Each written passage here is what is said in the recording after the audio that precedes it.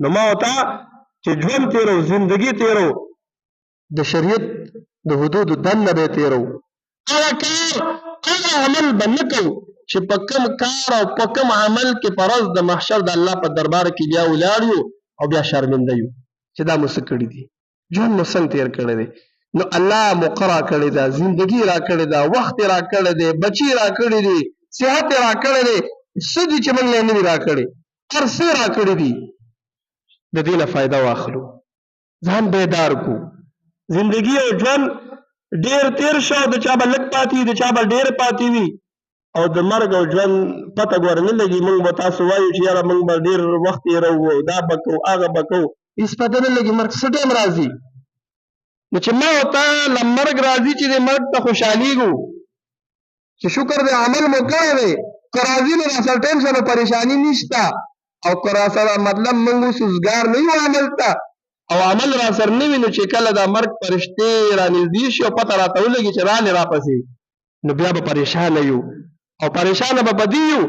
چې څه به مو کړي نه وي آخرت له به مو تیاری نه وي کړې ځکه الله قرآن کې وایي ان الذين قالوا ربنا الله ثم استقاموا تتنزل عليهم الملائكة ألا تخافوا ولا تحزنوا وأبشروا بالجنة التي كنتم توعدون چې کله یو انسان په دنیا کې وخت او زندگی تیری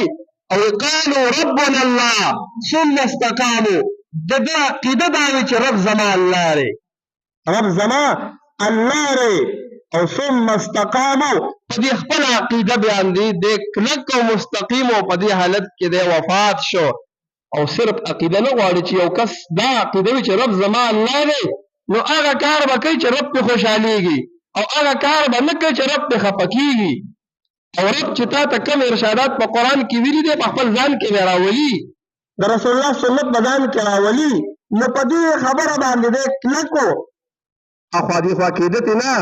نو الله قرآن کې وایي ثم استقاموا تتنزل عليهم الملائکة الا تخافوا ولا تحزنوا چې کله د ده د مرګ وخت راشي فرشتې ولا راشي ما خو تاسو نه ووایي چې چا عمل نه کړی دنیا کې نه به پریشان چې دا به څه کېږي مخکې به څه کېږي او شاته به څه کېږي بچی مې دي او پټي دي او بینک بیلنس پاتې شو ګاډي پاتې شو دا ولې پاتې شو مخکې ورسره ټینشن دی چې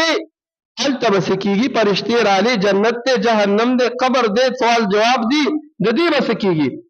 خو چې کله د سنتو مطابق زندگی او ژوند تېر کړی په عقیده د ایمان او په عقیده د اسلام نو فرشتې به ورته وایي الله تخافوا ولا تحزنوا غمجن کېږه مه خفه کېږه مه شاته پسې مه خفه کېږه الله به انتظام کوي مخکې چې ته کوم روان یې هغې ټینشن مه اخله ولې دنیا کې دې عمل کړی دی ورپسې څه وایي وابشروا زیری به ورکړي زیری دی تا ته خوشخبري ده تا ته بالجنة التي كنتم توعدون د هغه جنت چې الله تا سره وعده په دنیا کې کړی وه چې په نیک عمل به جنت درکومه نو الله دې وکړي داسې چې الله کم ایمان موږ ته نصیب کړی دی چې موږ او تاسو په هغې کلک یو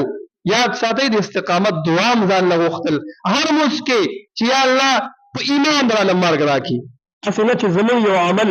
زموږ یو خبره زموږ یو کار الله ته ناخوښ شي او الله تعالی زما او ستا نه دا لوی نعمت د ایمان د دا رانه آخر کې واخلي چې زه بې ایمانه د دنیا نه لاړ شه نو یو به د استقامت دعا غواړو دویم نمبر چې کوم ایمان یې ما او تا ته نصیب کړی دی هغې مطابق به زندگی او ژوند تېرو چې د ایمان او اسلام زما نه څه غواړي دریم نمبر کوم پیغمبر چې ما او تا ته راغلی دی د هغه زندګي زما او ستا مخې ته ده زموږ غم او ښادي زموږ لین دین معاملات اخلاق ټول به د هغه د جناب محمد رسول الله صلی الله علیه وسلم په طرز زندګۍ باندې به خپله زندګي تېرو نو چې مرګ راځي بیا به پریشانه نه یو الله دې د عمل کولو توفیق را نصیب کړي واخر دعوانا ان الحمد لله رب العالمین